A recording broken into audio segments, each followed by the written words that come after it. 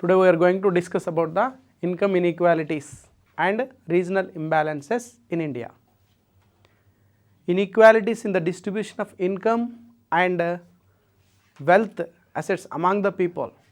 To assess these details in India, there is no particular one organization for this, but in 1960 under the chairmanship of 𝗵𝗵, one committee was constituted, and with the help of that committee they assessed the income inequalities in first time. National NCAER, National Council of Applied Economic Research, one organization, it is taken the data of income details. And one more way to calculate the income inequalities is consumption expenditure, monthly per capita consumption expenditure. Monthly per capita consumption expenditure is another one way to calculate. In two ways we can calculate the income inequalities: with the help of income data, available income data, by collecting the income, and by collecting the expenditure of the people, we can assess that. Monthly per capita consumption expenditure. If we observe the data regarding in the table, percentage share of household expenditure by percentile groups of households. Lowest 20% of the people, they are spending only 8.1% of the income, and whereas at the same time highest 20% of the people, they are spending 41.4 rupees. In every 100, 8.1 rupees is the expenditure from lowest 20% and 44.14% of the income spended by the highest 20%. This is the disparities among the people.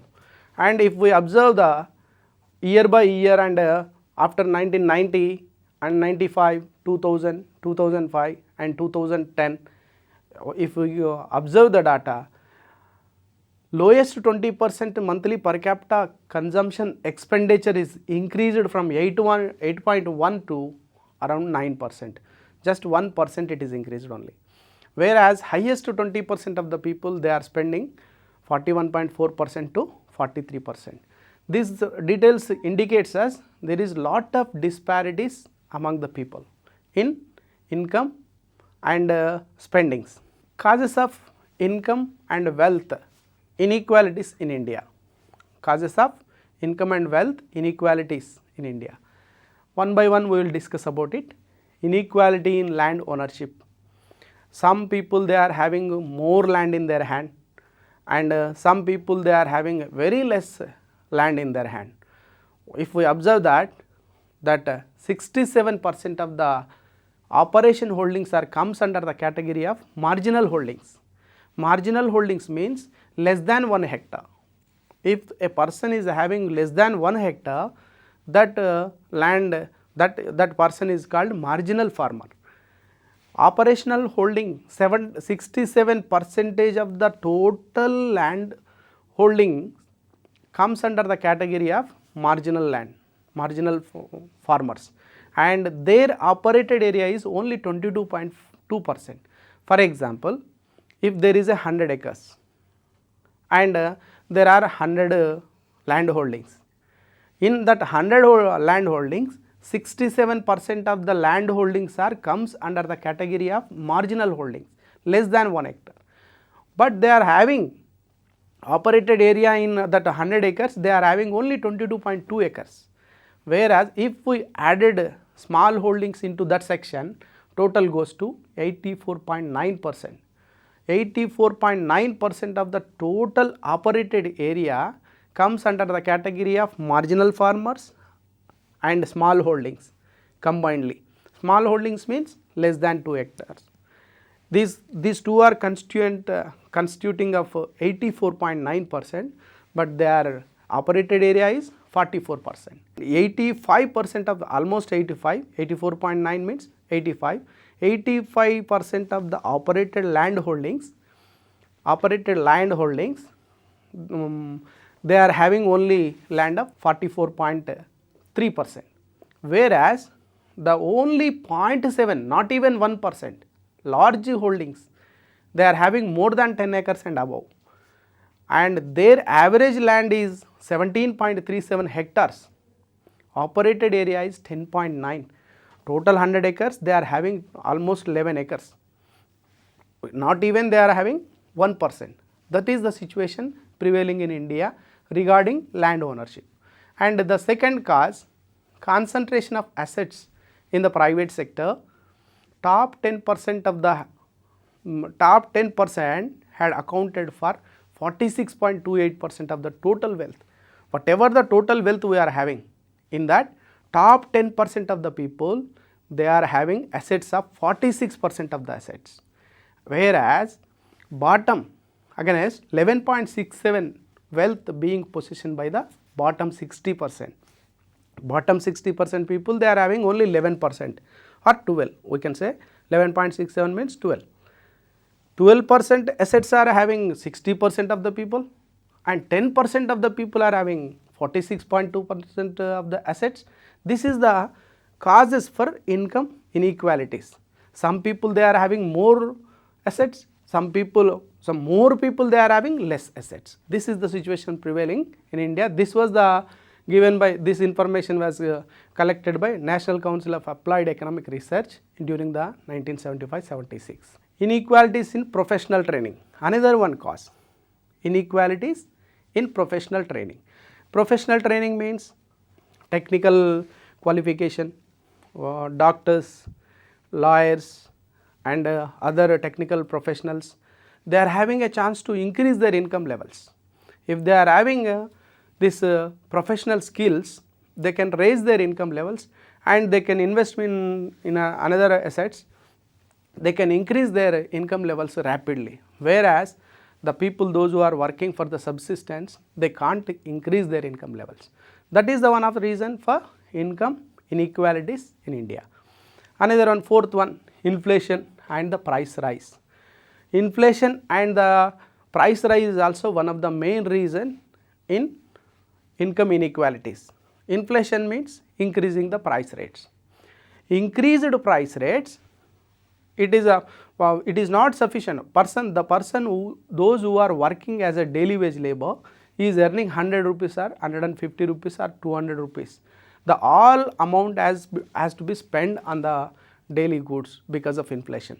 Whereas those who are working with the help of professional skills, he can earn more money and he can spend less and remaining amount can be saved. So that type of situation leads to income increasing. One way income inequalities are increasing due to reason this. In this way also income inequalities are increasing. And urban bias in private investment. Fifth point, inequality in credit facilities. Inequalities in credit facilities. Business firms, they approach for lending, they approach capital markets and bankings. They can avail the loans at a cheaper rate of interest. But whereas agriculture laborer, agriculture people, a small farmer and marginal farmer, they move for money lender, paying more interest. That leads to povertyness to the agriculture people and richness to the business people. This is also cause income inequalities. The sixth point, the causes for the income inequalities is urban bias in private investment. In India, almost all the 70% of the people, they are residing in the rural areas. But 70% of the investment they are putting in urban areas. This leads to urban development and increasing in the assets in urban side. The development that leads to increasing the value of assets also. In this way they can increase their income levels. The people, those who are living urban rural side, they can't increase their incomes at that phase. So this is also leads to urban bias in private investment. One more thing, urban bias leads to, for example, all investment leads towards the urban. If they are having more investment with them, they prefer highly mechanized projects, and in that projects, share of wages, the labor proportionate labor working in that compared with the machines is very less. So that automatically share of wages in value added in relatively very low. This leads to income inequalities, and this is a main reason. Next, seventh point, the role of the government. Role of the government also sometimes leads to the income inequalities in India. Some areas have been concentrated by the government to develop infrastructure, so that they also prefer and they also spend the huge amounts on the urban side to build infrastructure facilities.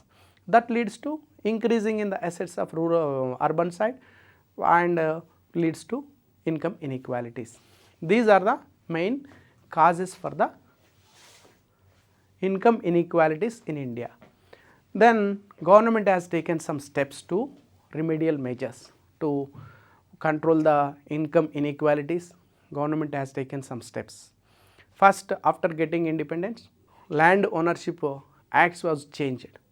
Due to that time, the people, those who are having more land with them, under the act of land reforms and redistribution of agricultural land, is that act was enacted by the government after independence, and with the help of that land reforms, the surplus land is collected from the farmers, those who are having more land, and that collected surplus land should be distributed among the rural poor and landless poor people by putting some ceiling on the persons, those who are having more land. If a person is having 100 acres and government has decided only 18 acres of fertile land or wet land is enough for one family, remaining surplus land should be collected by the government, and collected that land should be distributed among the rural poor people, landless rural poor people. And one more step government has been taken, control over monopolies, and restrictive trade practice. According to the Act, MRTP Act, which was enacted in 1969, MRTP Act means Monopoly Restrictive Trade Practice Act. The person, those who are increasing their income levels, they should take prior permission to enhance, expand their units. So this type of acts has been enacted to control the income levels of rich persons. Whatever the income collected in these tax forms, they are spending to improve the rural poor people. Third one, employment and wage policies. To control the income inequalities among the population, among the people, some employment and wage policies to bring uplift the poor people. First two steps, they bring down the rich people, and now employment and wage policies for the poor people can bring up the income levels of the poor people. For example, crash scheme for rural employment, drought prone area programs, self-employment schemes for engineers, self-employment schemes for educated and unemployed youth, food for work programs. These are the programs which were unemployment and wage policies. These were steps started from 1974 onwards. Earlier, the government has concentrated only on growth. If we achieved the growth rates, then automatically growth fruits can be percolated to the down sections. But that is not happened. So direct attack on the poverty and unemployment problems, they started employment programs and wage policies, in that crash scheme for rural employment and all these programs, and IRDP, Integrated Rural Development Program. This program was started in 78-79 initially. After that, it is extended to the throughout the country. NREP, RLEGP. NREP means National Rural Employment Program, and RLEGP, Rural Landless Employment Guarantee Program. These two programs aimed at providing employment to the rural poor with view to eliminate the poverty in rural. One and only aim of the government is to first eliminate the poverty from the rural area by providing employment. To provide employment, these are the program: Integrated Rural Development Program, National Rural Employment Program, Rural Landless Employment Guarantee Program. These three mainly concentrated to provide the employment, at the same time eliminate the poverty from rural areas. On April 1st, 1989, NREP, that is National Rural Employment Program, and RLEGP, Rural Landless Employment Guarantee Program, is merged into the JRY, 𝗬𝗏 𝗧𝗏 𝗚𝗎. This on April 1999, IRDP combined with, restructured with 𝗳𝗏. 𝗳𝗏 means Training for Rural Youth for Self-Employment.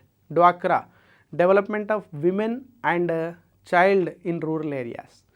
These two programs merged with IRDP along with Million Well schemes, other some programs also there, combining them and given a new name, that is 𝗧𝗦𝗔𝗧. 𝗧𝗦 means Swarna Jayanti Grama Swarojgar Yojana. Under the name of this, IRDP, 𝗳𝗏, 𝗬𝗏, Million Well schemes and Indira Awas Yojana, all these programs included in this, combinedly one integrated program, that is 𝗧𝗦𝗔𝗧. On April 1999, JRY again rechristened into the central government, introduced and renamed 𝗳𝗍𝗔, 𝗬𝗏 Grama Samruddhi Yojana. 𝗬𝗏 Grama Samruddhi Yojana. This is the one program which is started on April 99. Main program 𝗬𝗎NREGS. 𝗬𝗎NREGS means Mahatma Gandhi National Rural Employment Guarantee Scheme.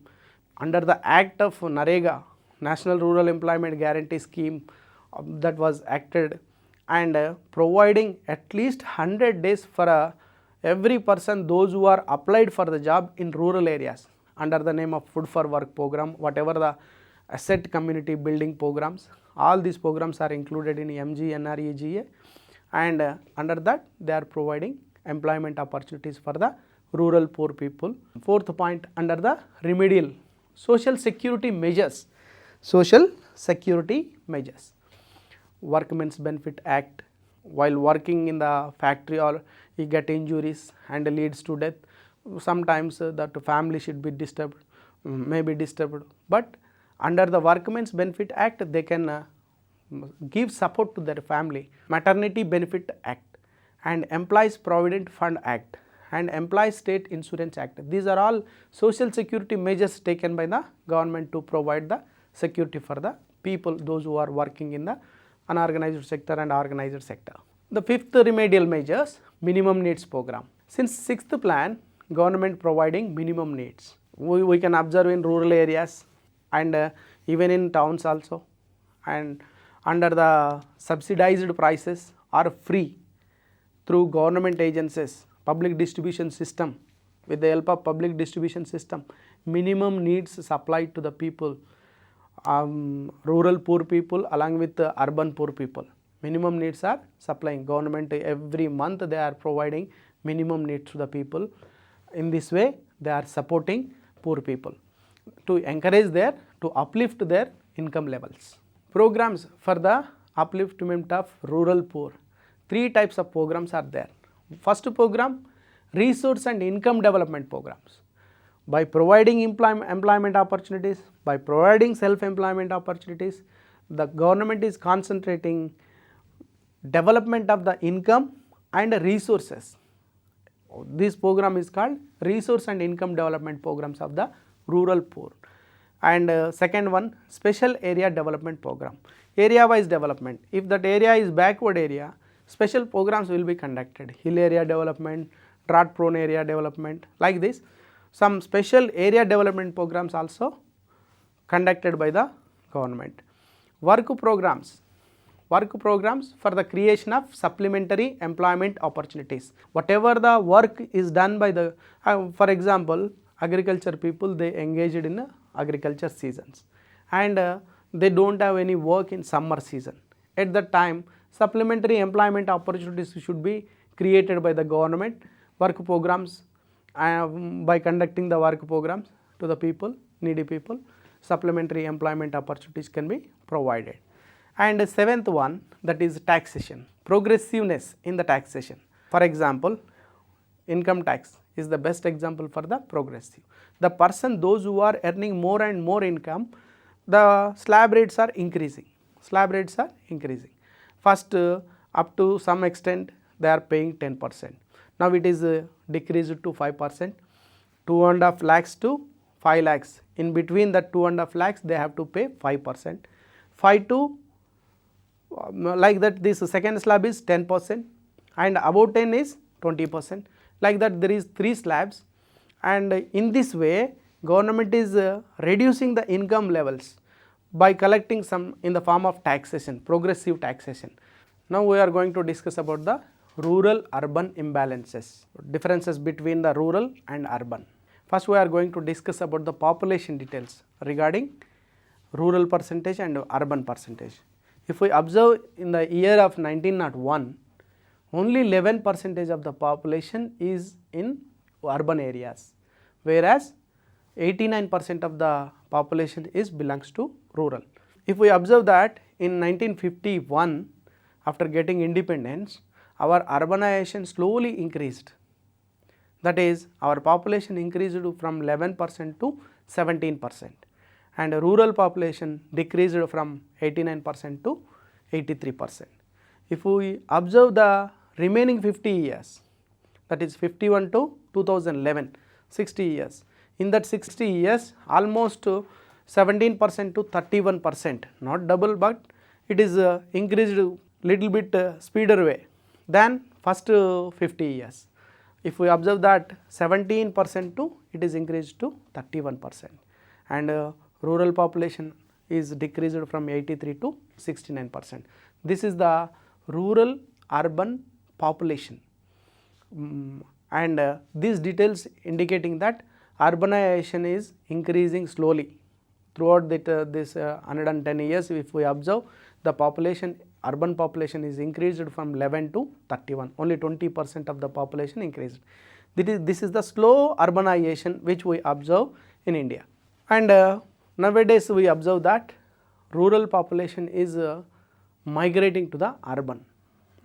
Reasons for the migration: and rural people in search of employment opportunities, they are migrating from rural to urban. This leads to overpopulation in urban, and that leads to slum areas and some problems regarding pollution, and all this leads to some underdevelopedness. For the sake of employment opportunities, the rural people, they are migrating from rural areas to urban areas. One of the reasons to migrate. And second one, industrial expansion and service sector growth attracts the rural people towards the urbans. Industrial expansion, there are year by year and industries are increasing, and service sector, infrastructure facilities, transport facilities and service sector, banking facilities, insurance facilities and other services, telecommunications, everything is available in urban very lavishly. They can use that available resources, available infrastructure services in urban area. That's why people used to migrate from rural areas to urban areas due to search in the job opportunities. Third one, transport, communication, education, health facilities. These four major, they are playing major role in attracting the rural poor people towards the urban. Transport system and communication system, education facilities and health facilities, everything available for the people. So they are usually migrating towards the urban. If we observe the population wise in India, there is slow urbanization only, but who are the transport in migrating from rural area to the urban? Reason is this reasons. For peaceful living without disturbing others, when compared with the rural areas, there is no personal sentiments and attachments in urban areas. Without disturbing others, they can for peaceful living also people are migrating.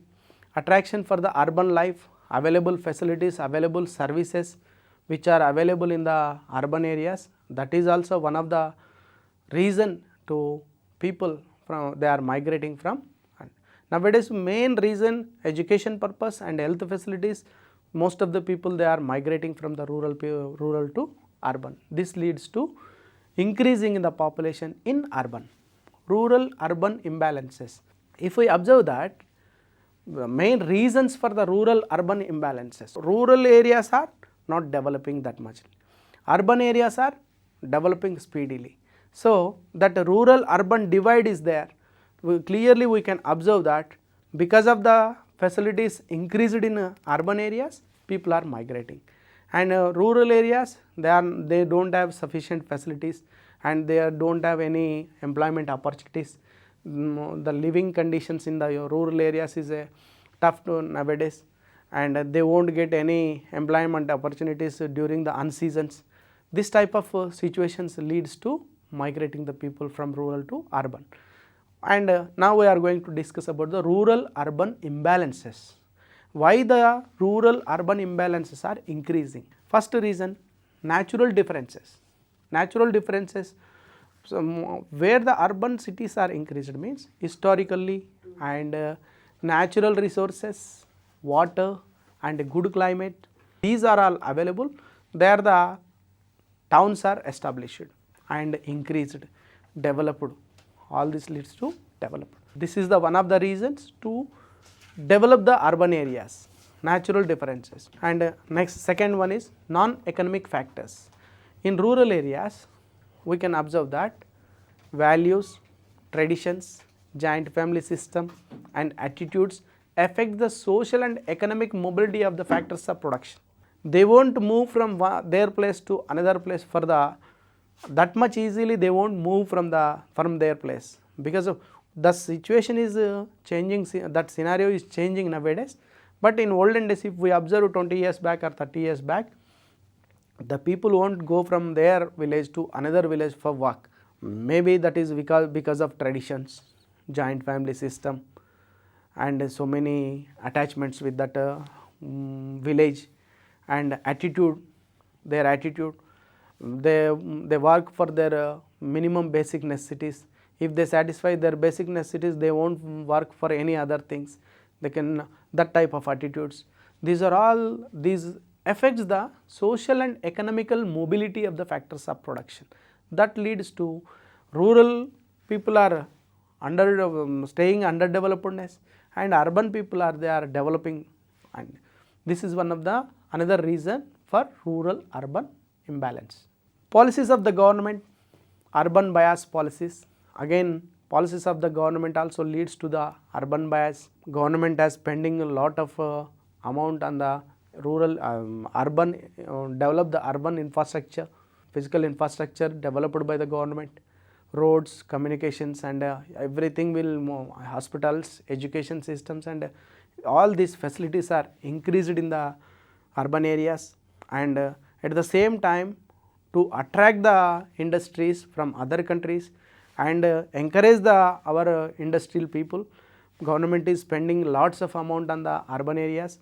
That also leads to the urban development, and rural is underdevelopedness. This is one of the reason, rural urban divide. Other factors, illiteracy, high infant mortality rate, IMR, high infant mortality rate, more anemia in women and children, lack of transport system and communication system. So many people, they are staying in the rural villages only, they won't move from there, they won't improve their living conditions, they won't develop themselves.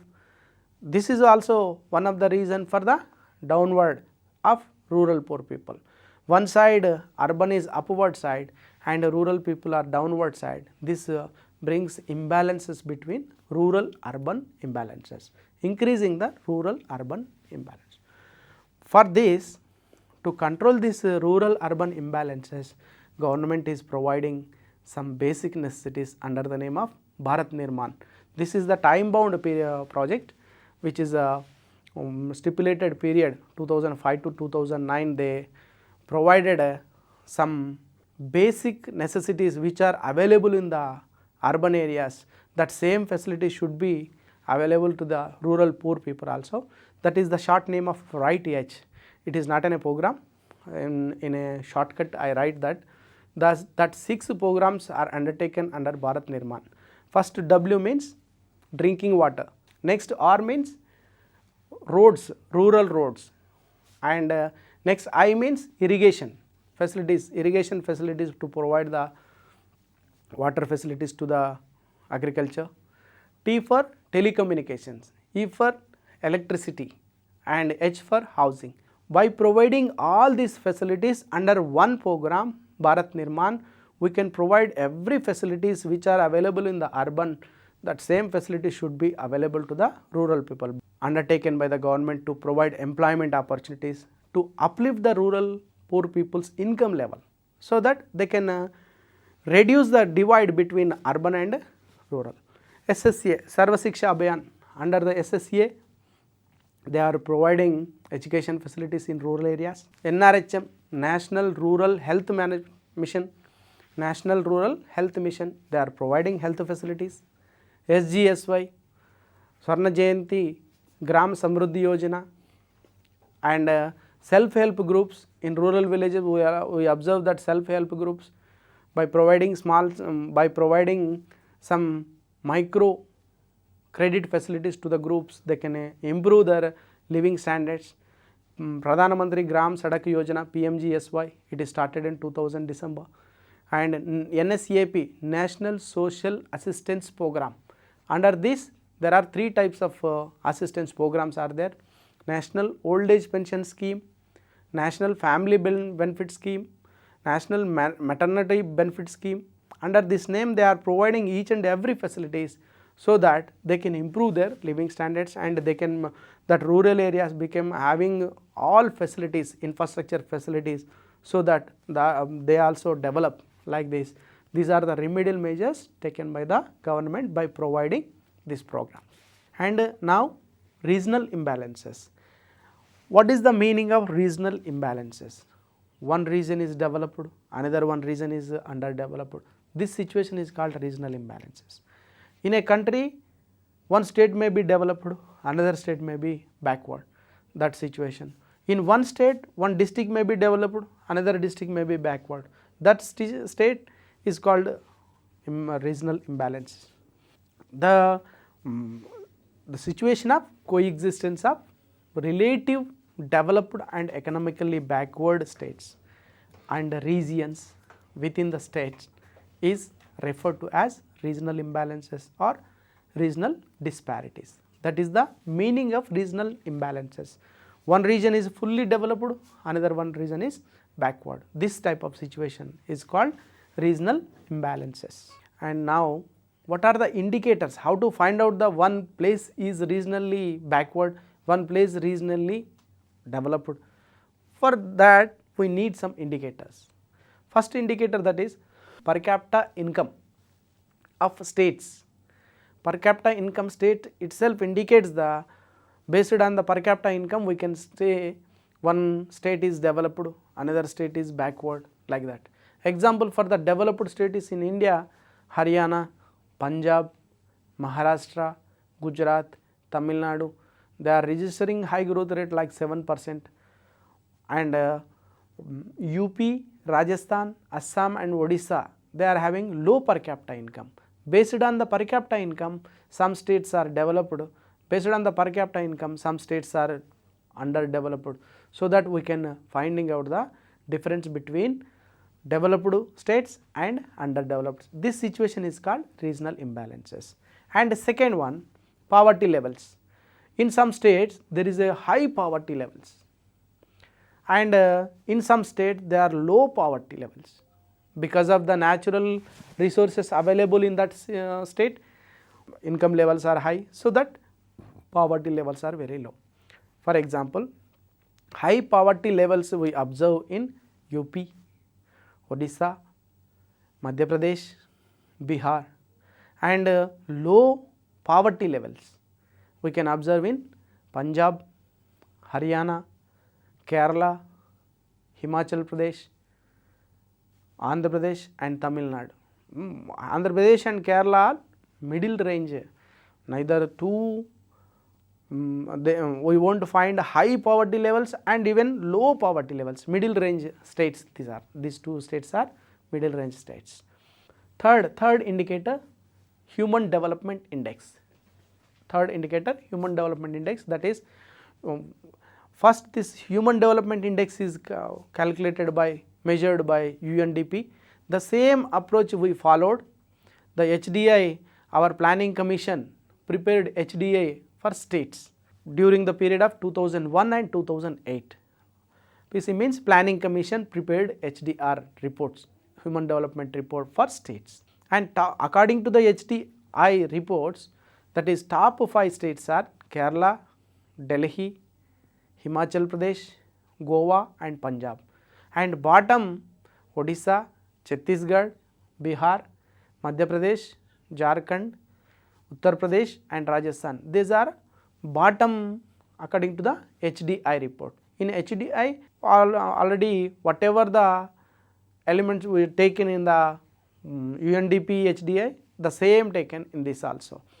That means literacy rates, life expectancy and per capita income levels. With the help of these 3 indicators we calculate the rank, and with the help of that rank these are the states, some are top 5 and some bottom. Other indicators, not only these 3 indicators but also other indicators we are having to find out the regional imbalances.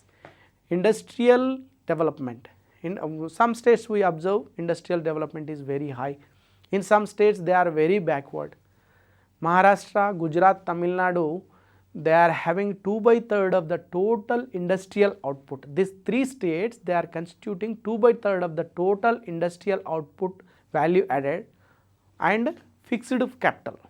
In these 2 they are having 2/3%. This indicates the industrial developmentness in this.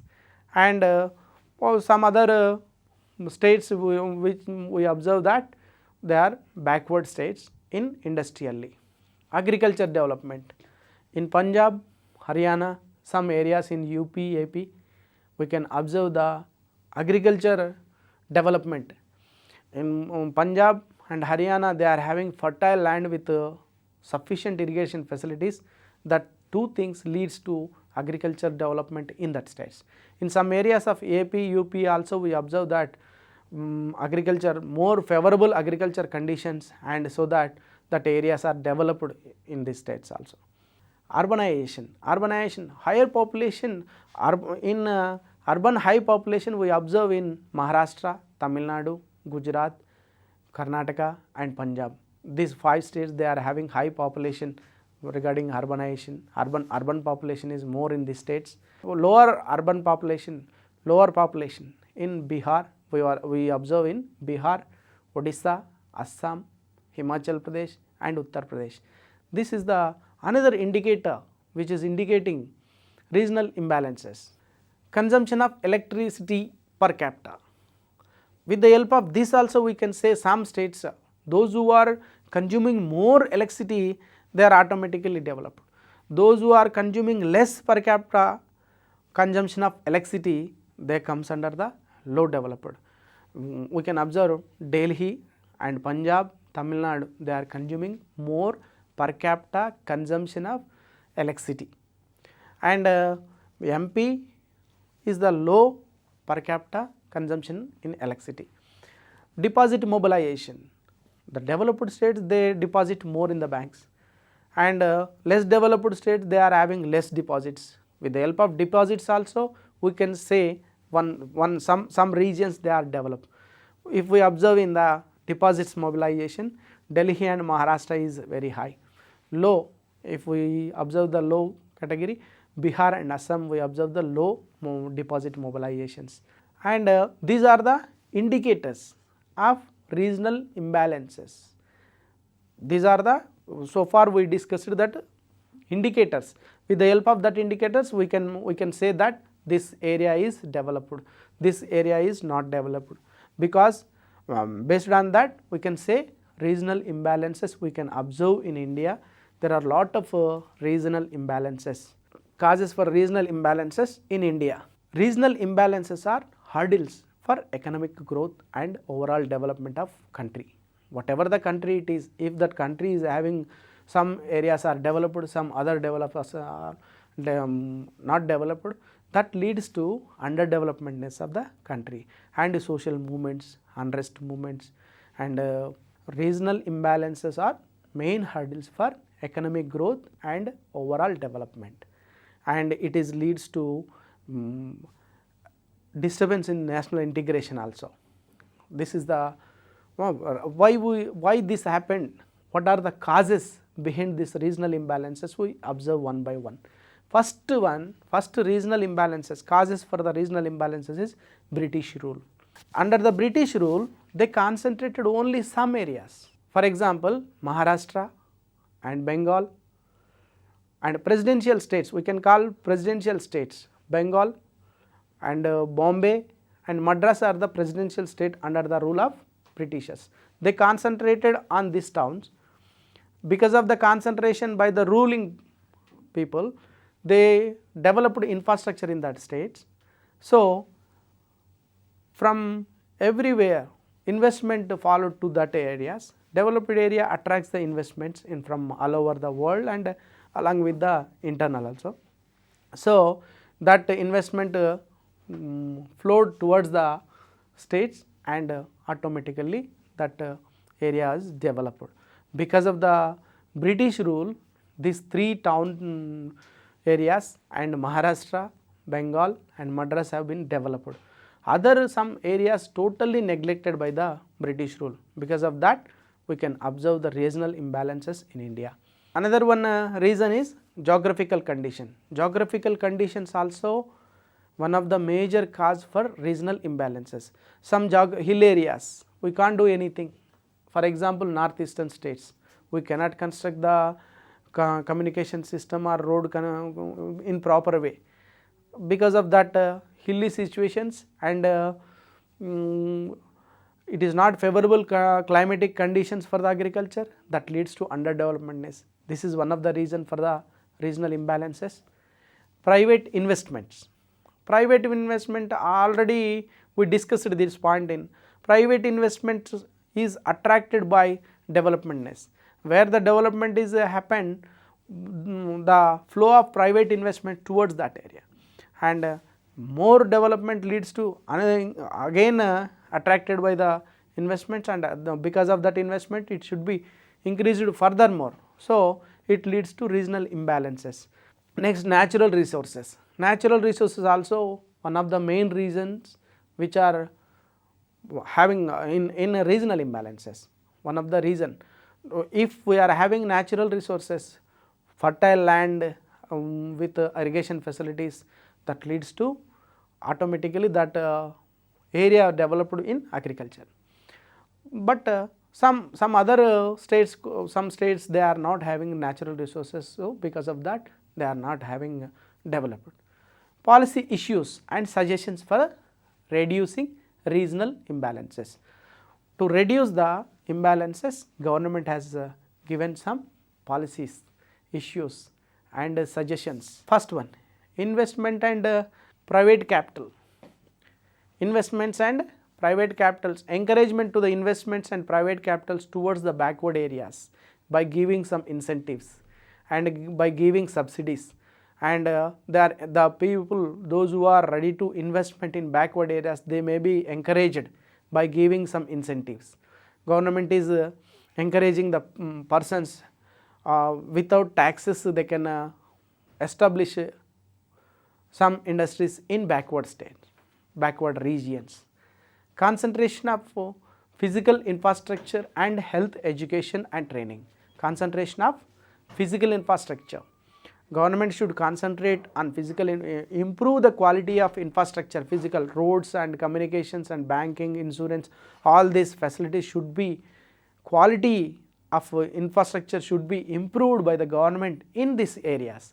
So that, and along with this, health education and training, this should be provided the people, those who are in that area, so that they can increase their productive skills, they can improve their living standards, and they can improve their income levels, so that can reduce the regional imbalances. And agriculture development, if there is a chance to provide irrigation facilities by spending huge amounts on that projects, and government have to provide the irrigation facilities and credit facilities to the agriculture farmers, by that agriculture development can be done, and with the help of regional imbalances can be controlled. Technology need to be developed in the backward areas. Technology should be concentrated, research and development institute, department should be established with the help of that research and development wings. The technology should be increased, that increased technology should be used in backward areas, so that we can reduce the regional imbalances. Social sectors allocation and performance should be improved in backward region. Social sectors allocations on social sectors means SC/ST allocations and backward areas, backward people to uplift the backward areas people, and performance should be improved in the backward regions. More allocation should be and concentration should be there to improve their performance, so that they can uplift. Neglected section of the society should be made participation in the process of development. Some people, they are neglected earlier, for example SC/ST and backward areas and tribes, they may be neglected in the development process. That neglected section of the society should be made participate in the process of development, so that then we may bring down the regional imbalances. Government has to be effective and transparent in backward region. In anywhere government should be effective and transparent. More concentrate should be in backward regions. Based on the available resources, cottage household industries should be established and small scale industries should be promoted, so that with the help of small scale and cottage household industries we may bring up the income levels of that region, so that regions may be developed. In this way we can control the imbalances in regional imbalances. So far we discussed the topics that based on the topics some questions, how the questions will be asked. First question, given below, which index makes us to know about the inequalities? Which index? That means Human Development Index indicates the income inequalities, poverty levels also indicate the income inequalities, per capita income also indicate the income inequalities. So all of the above is the answer. Given below, which state lag behind because of the lack of proper climate and transport? Given below, which states lag behind అంటే డెవలప్మెంట్లో వెనుకబడి because of the lack of these facilities, not proper climate and lack of transport facilities, some states are underdeveloped. Best example for this NES. NES means northeastern states. Northeastern states are hilly areas. We cannot provide a transport facilities, better transport facilities, and there is no favorable climate for agriculture. That leads to underdevelopment. Third question, which is not the cause for regional inequalities? Which is not the cause for regional imbalances? Okay. Wow. Centralized development, British rule, lack of natural resources, self-employment schemes. Which is not the cause for regional imbalances? It is not the cause for regional imbalances. Centralized development is the cause for the regional imbalances. British rule is the cause for the regional imbalances. Lack of natural resources, it is the cause for the regional imbalances. But self-employment schemes are not the cause for the regional imbalances. Correction should be done in that. Regional inequalities, not regional inequalities, regional imbalances. Okay, that is the answer. Answer is self-employment schemes. And next question, which are the main reasons for the urbanization?